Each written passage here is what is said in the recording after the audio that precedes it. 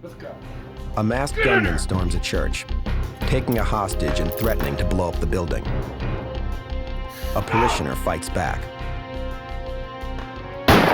The investigation crosses state lines as authorities race to find and defuse multiple bombs before they detonate. Prosecutors will have to unravel a complex murder plot to take a former FBI agent with deadly intentions off the streets.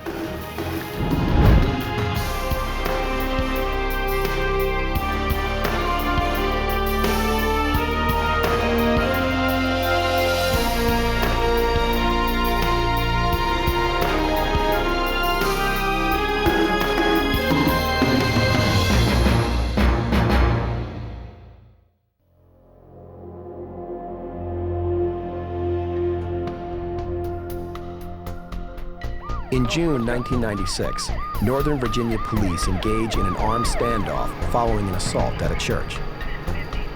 The task of proving the gunman is sane and dangerous is taken up by Assistant Commonwealth's Attorney, Jim Willett. This was an individual who presented a singular and unique threat of safety to the community. This wasn't a crime about someone who was criminally insane. This isn't about somebody who needed help. This is somebody who was motivated by hatred and a need for revenge, pure and simple.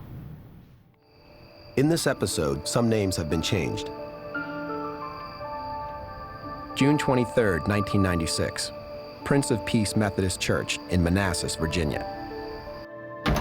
That night, Pastor Edwin Clever agreed to meet a man at the church to receive a food donation. He believed the church was empty. Don't move! There's the gun in the back of your head. The masked gunman forced the pastor toward the church office. He had obviously prepared the assault in advance.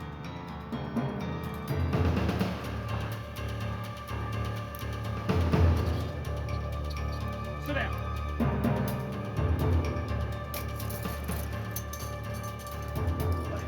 He secured the pastor, then began interrogating him. When I was sitting in the chair and he was so aggressive in his questioning, and if I wasn't answering to suit him, and he was slapping me, I was thinking, you know, I just might not live through this. The gunman placed a pack around Clever's waist. He said it contained C4, a plastic explosive.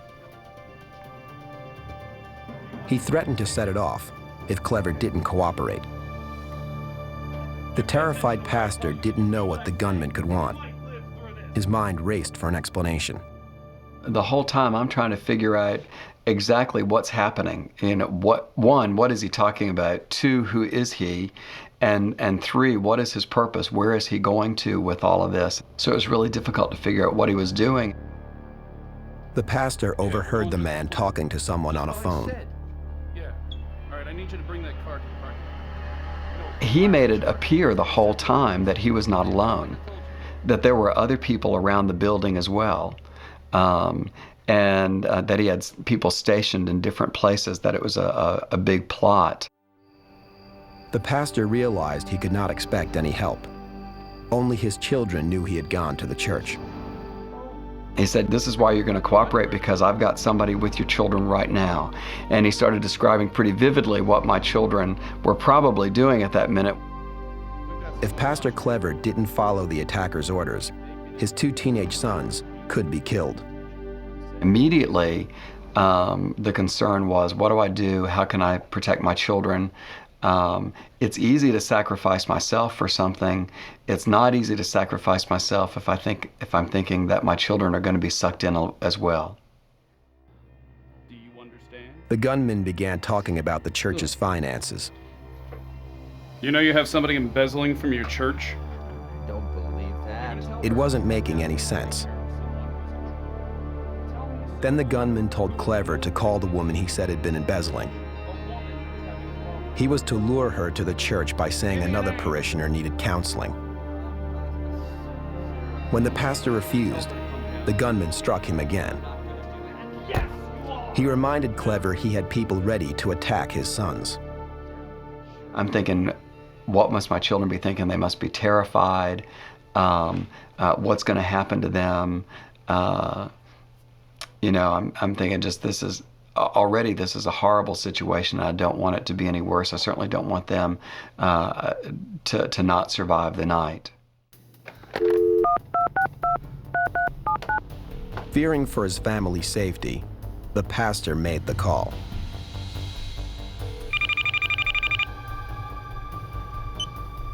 Hello? Hello. This is Pastor Clever. Oh, hi, Pastor Clever. When Paula Grant answered the phone, the pastor apologized for calling so late.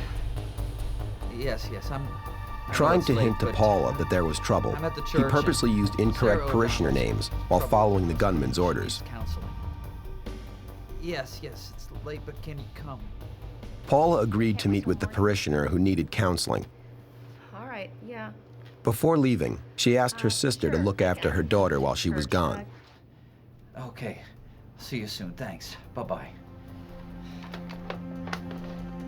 Paula Grant was a former FBI agent with more than a decade of federal law enforcement experience.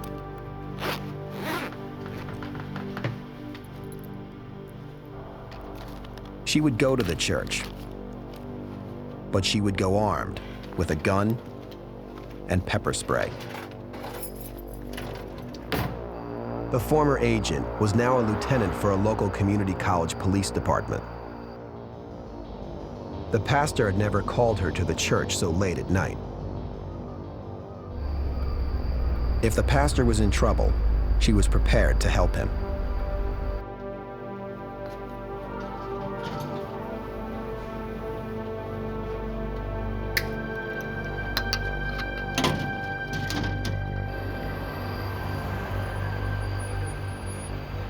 When Paula arrived, the pastor's van was the only vehicle in the parking lot.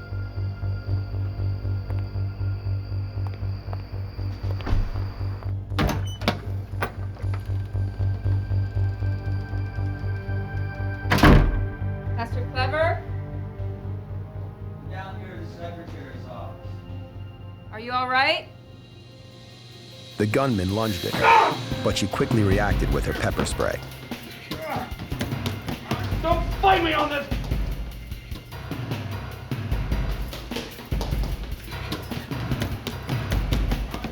She recognized the man's voice. It was her estranged husband, 41-year-old Eugene Bennett. The two were in the middle of a contentious divorce.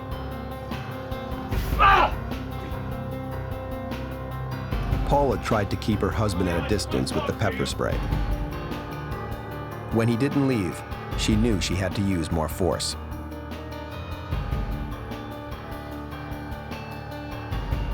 Eugene was a former FBI agent too, well-trained in weapons and experienced in high-pressure situations. You're not gonna kill me, Jean. I'm not gonna let you do this. He tried to coax her out of the office, but the former hostage negotiator did not believe he wouldn't hurt her. I'm not coming out. He said he was ready for a shootout. I put C4 around Edwin's waist. He threatened to blow up the building if she didn't come out. Talk to me. Do you have something around your waist?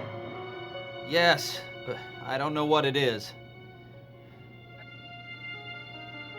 Paula knew she had to stop Eugene, but he was the father of her two daughters. She fired a shot, but struck the door frame.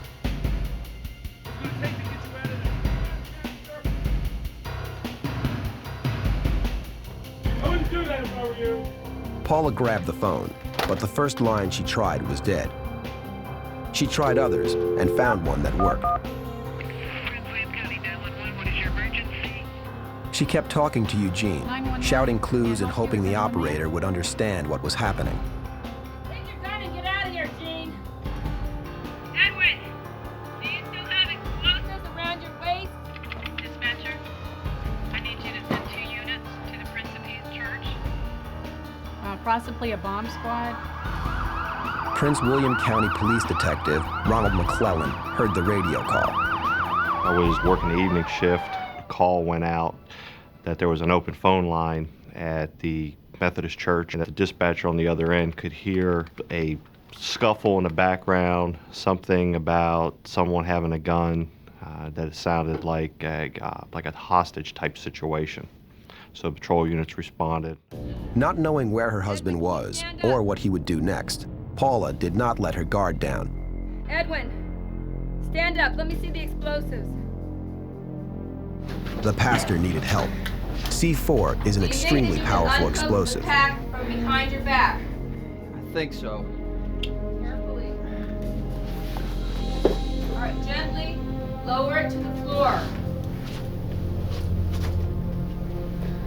Can you push it a little further out away from you?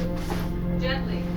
That was scary because I wasn't sure how it would detonate or what would make it detonate or anything else. So that was, but when I got it off and laid it down, there was a certain comfort in, okay, it didn't explode yet. Can you go behind the desk and take cover? There could be some shots fired.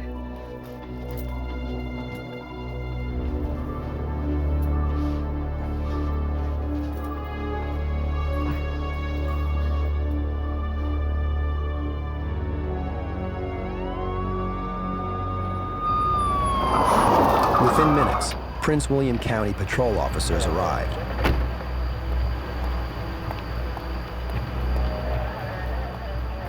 They didn't know how many people were inside or who was armed.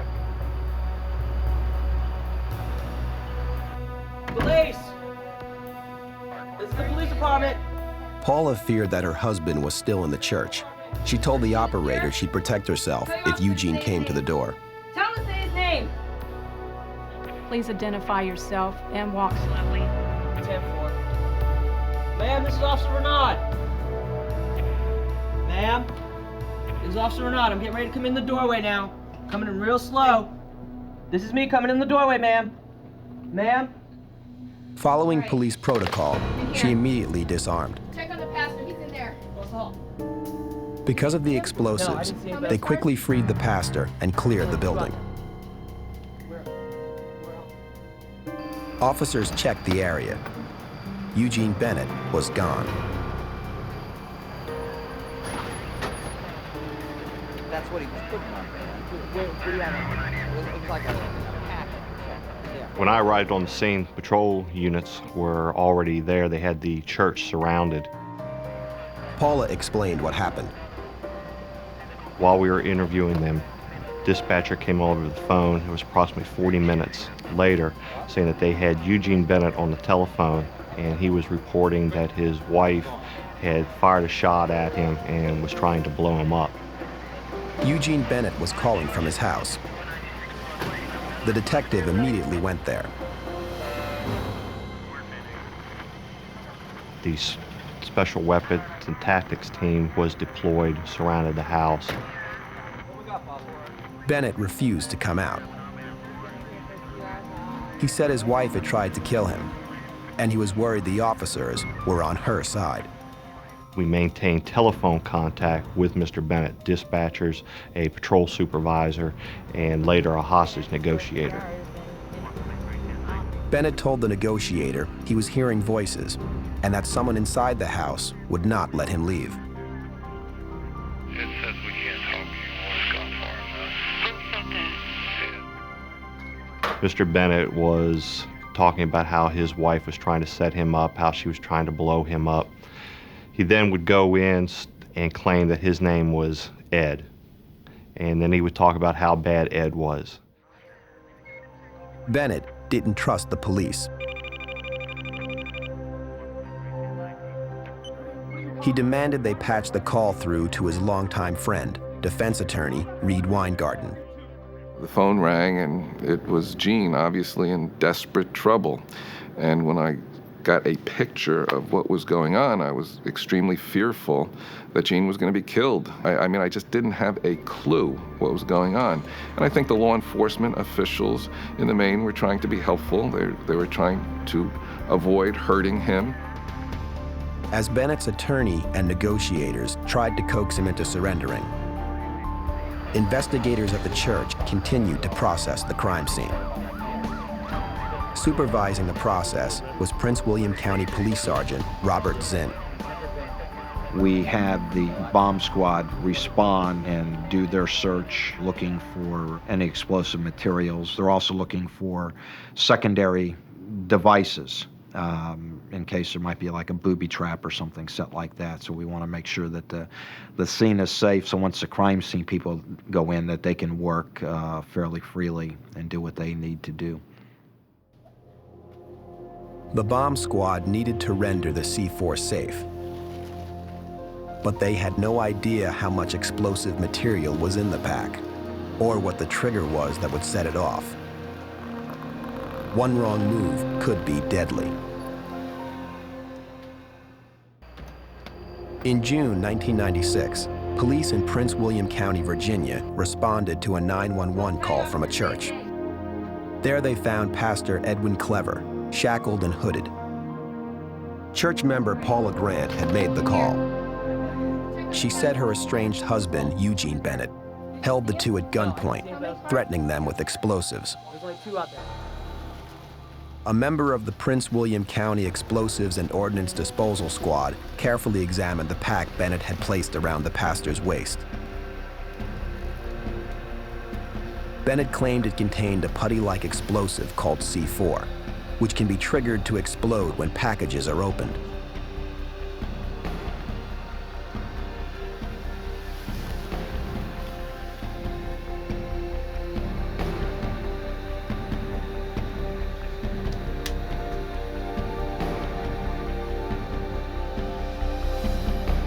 But it was harmless modeling clay.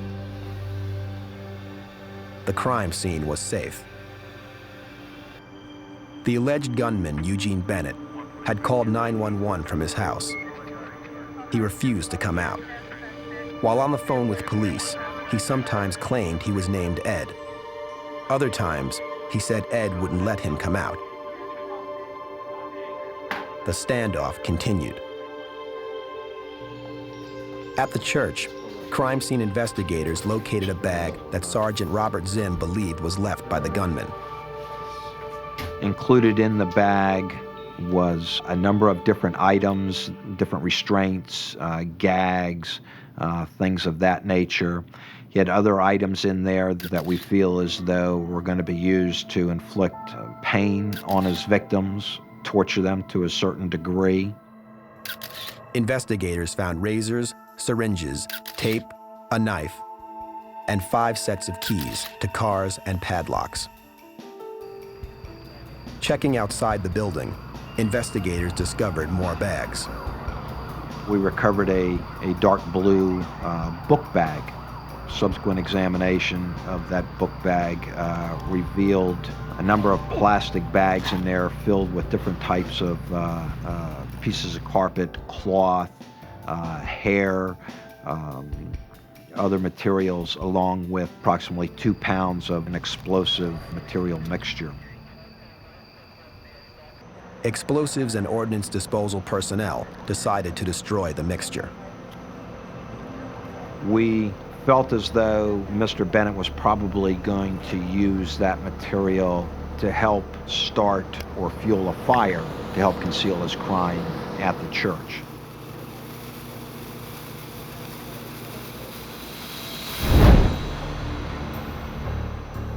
The explosive material was safely detonated.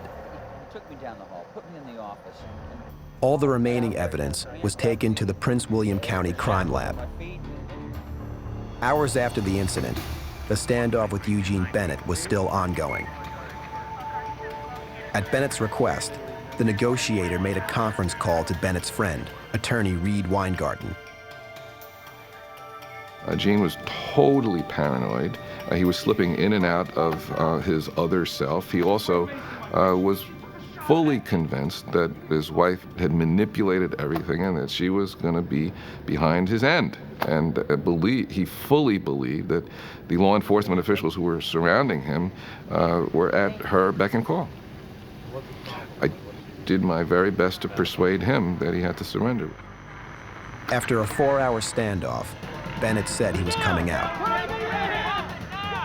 Police ordered him to exit the house unarmed. They arrested him on abduction and firearms charges. As he was taken into custody, he told officers not to worry. He had locked Ed away.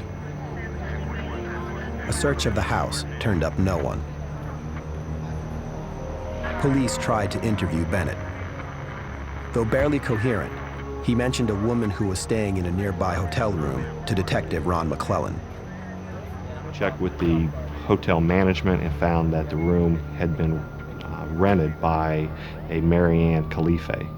A little while later, while we're conducting our investigation, we were informed by our 911 dispatchers that Marianne Khalife had called into 911 wanting to report her boss, Edwin Adams, as missing. They asked Khalife to come in for questioning.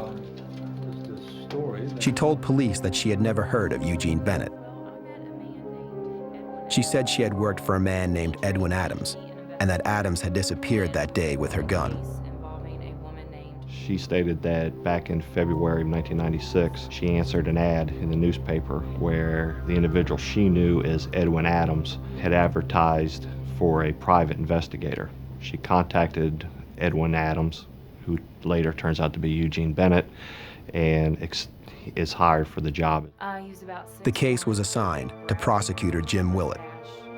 She met Mr. Bennett, and he told her that he was in charge of a private investigative agency, that he was going to build a branch of that in Northern Virginia and wanted to recruit individuals who would want to work in that type of capacity with him. Her involvement from there became pretty complex.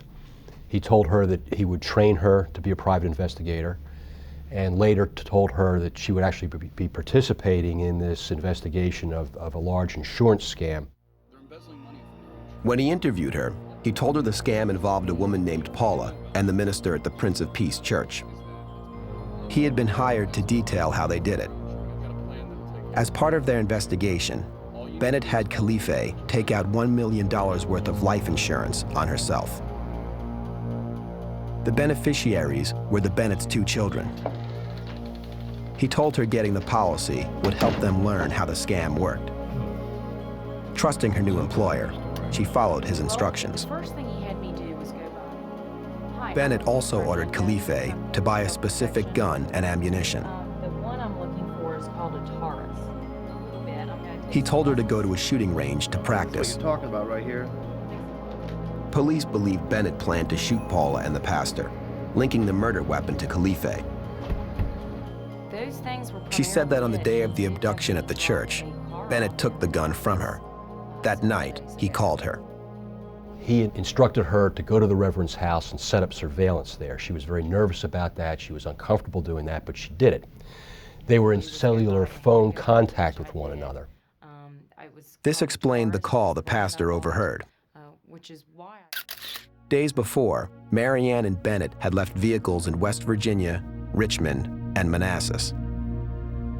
Parking Mr. Bennett's vehicle in the city of Manassas may give him another escape route if he needed it. The Ford Contour that was in the city of Richmond was clearly his attempt to set up an alibi because he rented the vehicle in Richmond, and he also obtained a hotel room in the city of Richmond. Part of his plan appears to have been that he was going to have Marianne Khalife drive to West Virginia after this incident. Her leaving the state would look like interstate flight after the murders. Investigators believe Bennett planned to kill Khalife in West Virginia and collect her insurance through his children. Weeks earlier, Bennett asked Khalife to go undercover. Prosecutor Jim Willett believed he knew why. And he had her contact his wife because ultimately he wanted people to be able to place them together, to associate them with one another for other criminal purposes. By photographing the encounter, he would have evidence of the 2 women together. Eugene Bennett was going to make this look like a love triangle. Marianne Khalife being the scorned third party, shooting and killing his wife, the minister, fleeing to West Virginia, make her death appear to be an accident, and everything would point at Marianne Khalife. Khalife led detectives to the car she and Bennett left in Manassas. They searched the car's trunk. We came across another one of these book bags, a dark blue book bag. Given the experience that we had had with the book bag that we recovered from the church, we immediately called EOD people to have them come over. Explosives and ordnance disposal experts found more bomb-making materials and rendered them safe. Investigators noted that each of the book bags had a different number of black markings. They found one bag with 3 slash marks and another with 6. When we found the first 2 bags that were numbered, we were extremely concerned about tracking down at least another 4 bags. We felt we were going against the clock because we didn't know where these bags would be located and who would have access to these bags. Police had Eugene Bennett in custody, but until they could piece together the rest of his complex plan and find the remaining explosives, countless lives were still at risk.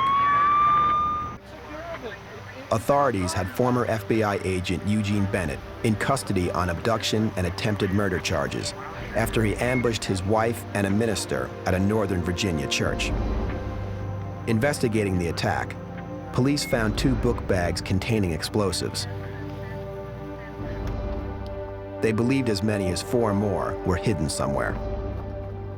Sergeant Robert Zinn hoped several keys Bennett left at the church would lead to the other bags.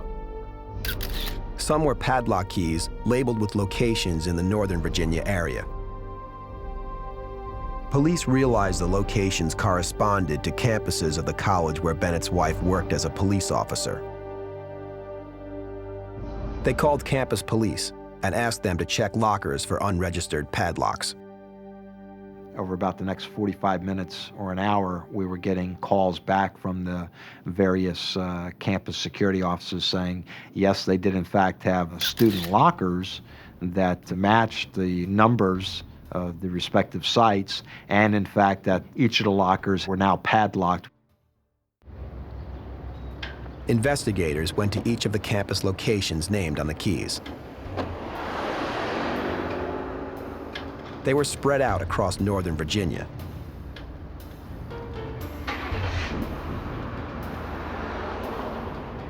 They had to find the missing bags and defuse any bombs they might contain. Dozens of innocent people could be in danger.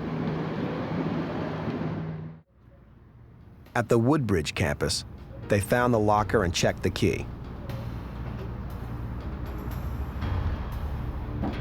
It fit. Because of the explosives found in the other bags, they called in the Explosives and Ordnance Disposal Squad. Upon opening the one particular locker there at the Woodbridge campus, EOD people found another one of the dark blue book bags with a slash mark on it. You've got something. They then x-rayed the bag.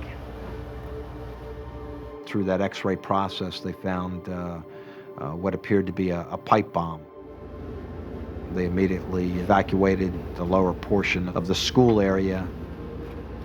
The officers had to keep their distance. The bomb could explode at any moment.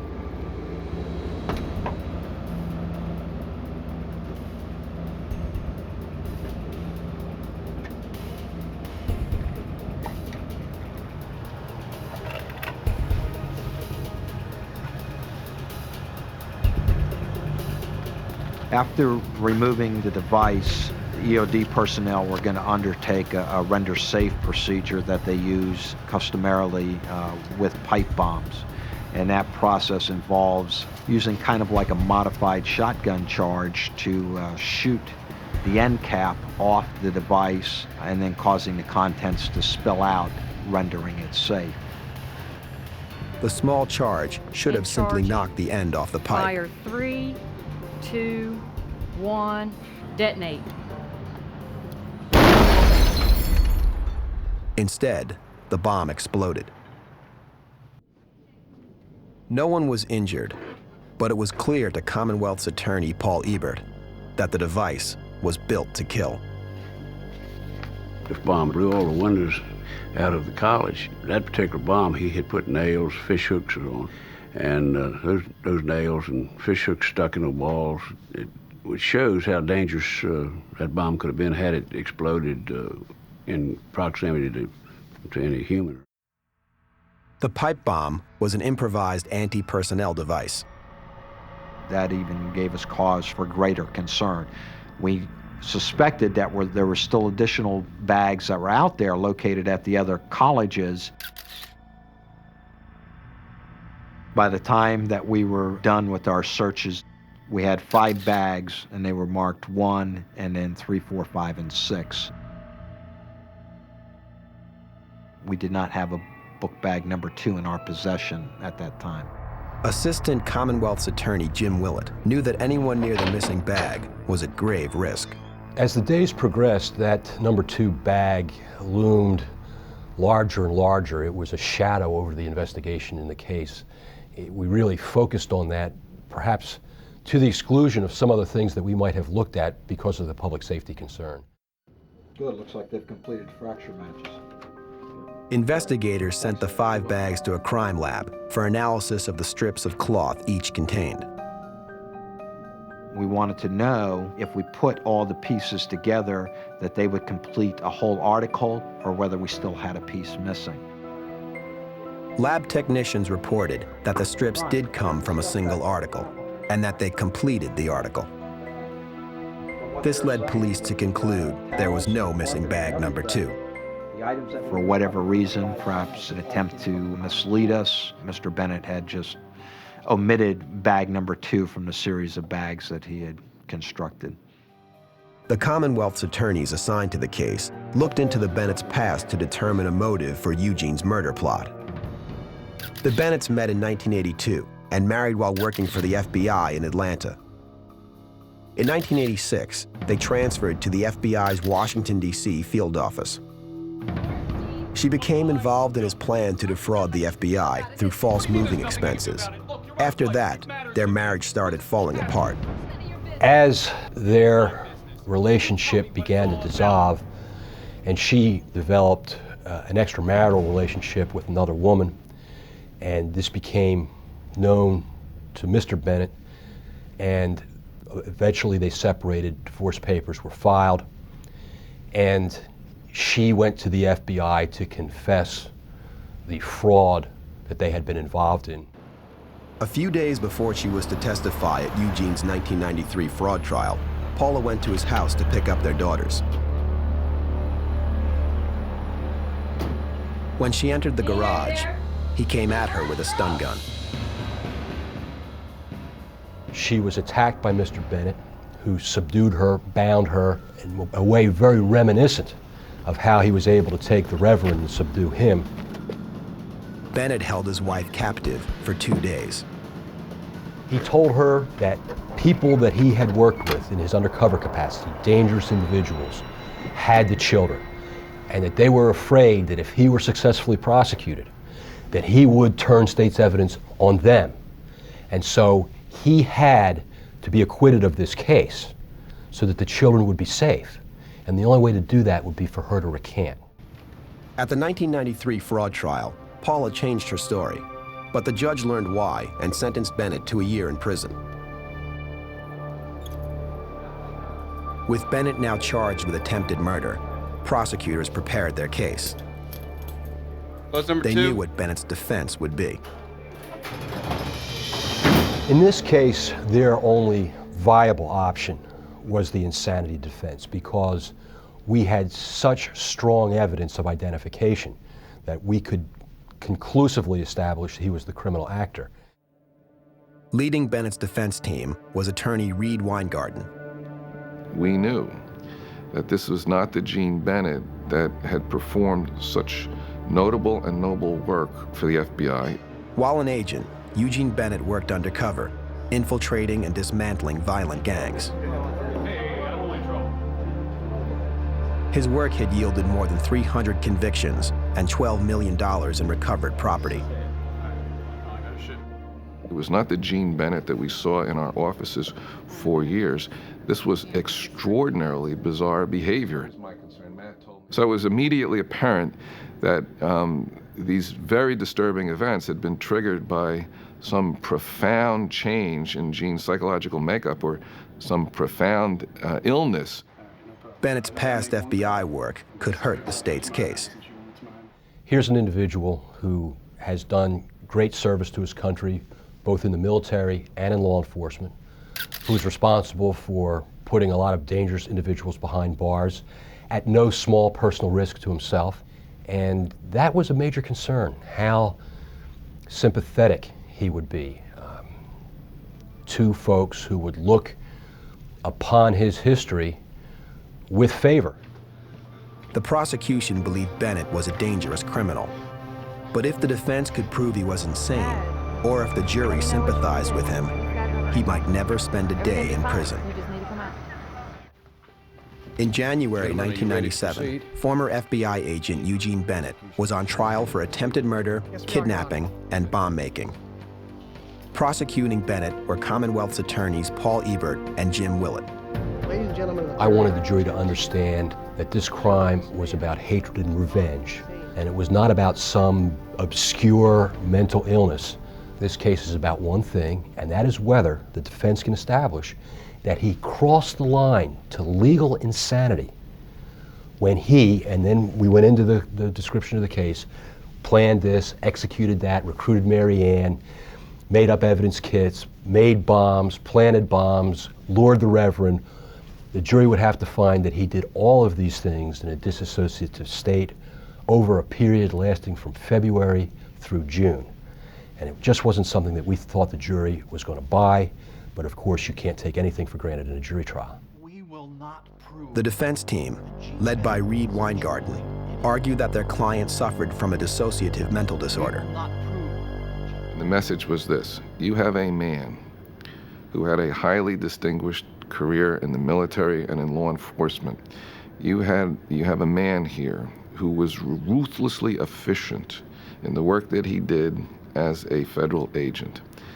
Juxtaposed with that, you have this ludicrous cartoon of some undercover operation. The only conclusion you can come to is that this man, during this aberrant behavior, was deeply disturbed, and that disturbance was consistent with the insanity defense. prosecution calls The Edwin first Clever. witness in the prosecution's case was Edwin Clever, the pastor of Prince of Peace Methodist Church. Our purpose was to let the jury see, at the very beginning, an innocent bystander, if you will, someone who was caught up and ensnared by the defendant through no fault of his own, and traumatized and victimized by him for his own selfish gains. And he was a compelling witness. To the ladies and gentlemen of the jury. Clever recounted how he was subdued and terrorized at the church. I was forced down the hallway into the offices where I was placed in handcuffs and shackles, and a bag was placed over my head. During the ordeal, he heard the gunman talking on the phone to someone who was watching his family. Bennett knew every detail about what Clever's sons had done that night and where they were at that moment. We were able, through his testimony, to illustrate from the very beginning, give the jury just a little bit of a taste of the scope of the planning that went into this thing, because of the surveillance at his house, because of the phone calls, because it was obvious that Mr. Bennett had spent an awful lot of time preparing devices, the plastic around the waist, the bag over the head, the restraints, that this was not something that he thought up shortly before he began the crime. This was something that took place over a period of time. On cross-examination, the defense had few questions for Clever. Our prevailing theme with the pastor was to get him off the stand as quickly as possible. There was no way that we were going to discredit him. As horrible as the evening was, as scary as it was, I mean, thank goodness he wasn't hurt. The state called Paula Grant, Eugene's ex-wife and the target of the alleged murder scheme. January 13th. Their divorce was finalized 2 weeks before the trial. The degree She of testified that their divorce marriage signed began to was fall actually apart after they 1997, moved to Northern Virginia. January 13th, 1997. Paula had an affair with another woman. When Eugene found out, he was outraged. Did you tell him that you wanted to move out? No, Why not?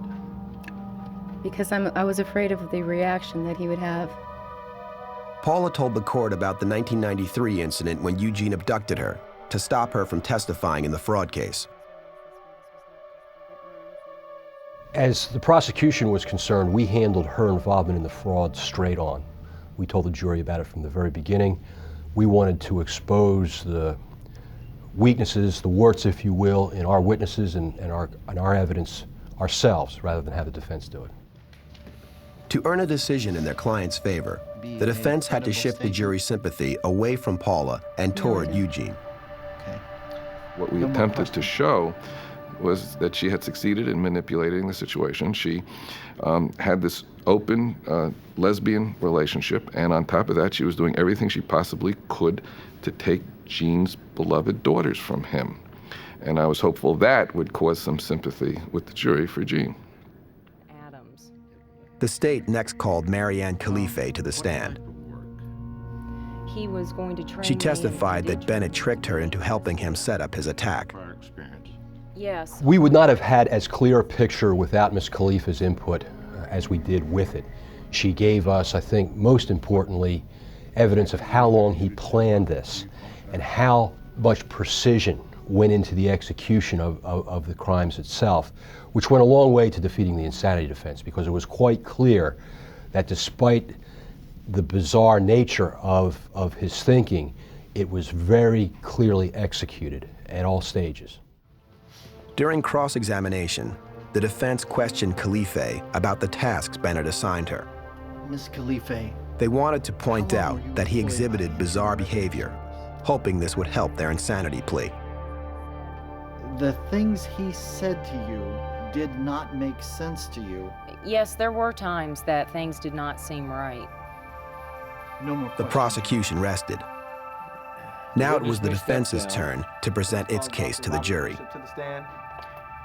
The defense tried to support Bennett's insanity plea by calling an expert in criminal psychology. And graduated with honors from... He basically said in layman's terms, his Gene just broke up into pieces. The stress, the fear of losing his children, the destruction of his ego caused by the breakup of his marriage and the particular circumstances attendant thereto, led to Gene splitting up.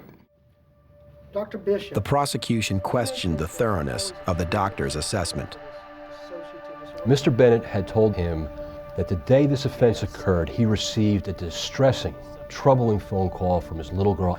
"Mommy's going to move away. She's going to take us away from you," he told the doctor. She was in tears. She was scared. He didn't know how to rescue her from this situation. The doctor said this phone call triggered Bennett's dissociative episode. So if, of course, you verify The that- prosecutor asked the doctor if he had spoken to Bennett's daughter to confirm the conversation. No. I said, "Well, you mean you didn't talk to her?" I knew he hadn't because I had asked her, had he talked to you? "Well, no." I said, "Well, doctor, I have spoken with her, and I can tell you that that phone call did not take place.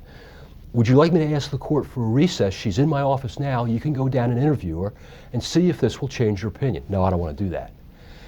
And in my view, I think that hurt the defense of insanity, because here was a chance for them to gain some independent, objective corroboration for the central things that Mr. Bennett had told his doctor that formed the basis of his opinion, and they didn't do it. The defense had to counter the damage done by the prosecution's cross. They introduced as evidence tapes of Bennett's conversations with police during the 4-hour standoff on the night of the abduction.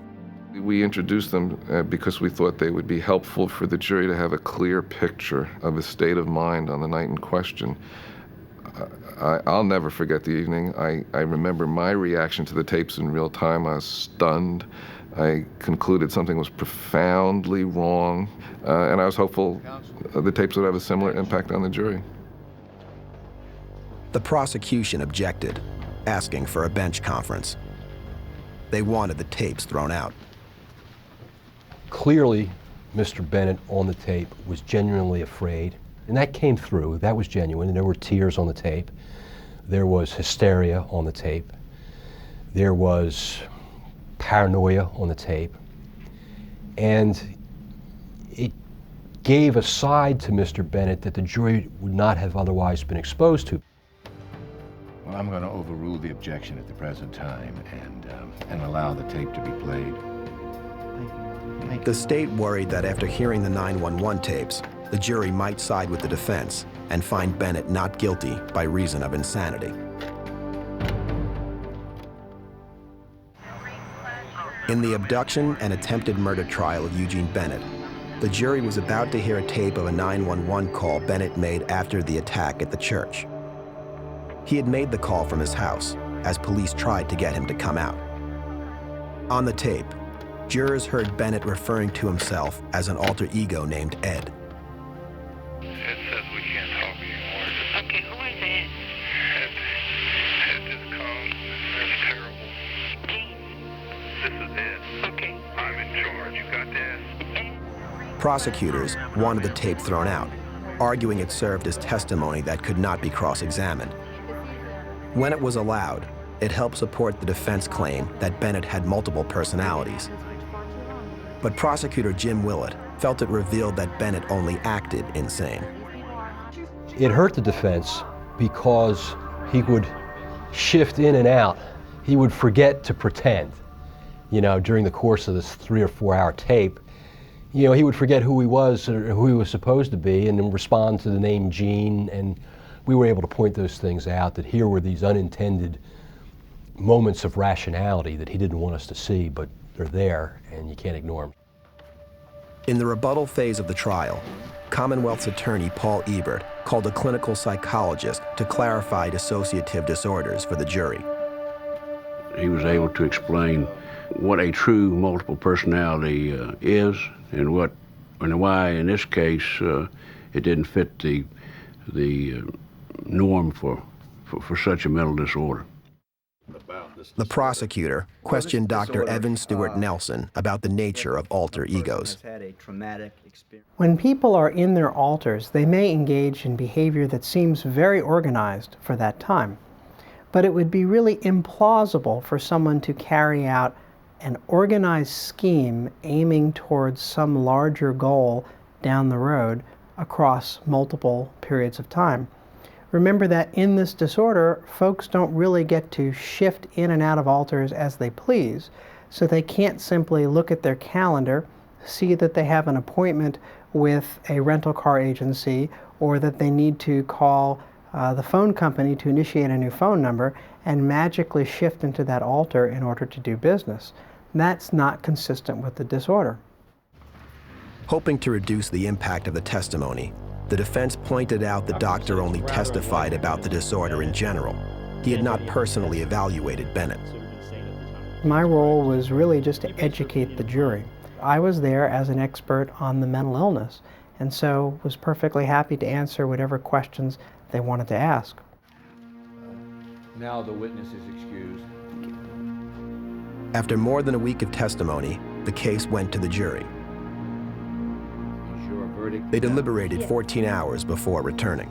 Will the defendant please rise? On February 11th, 1997, they found Eugene Bennett guilty of all 9 felony charges against him, including attempted murder. The jury recommended a total of 61 years in prison. Bailiff, will you please remove the defendant from the courtroom? Citing Bennett's FBI record, the judge reduced the sentence to 23 years.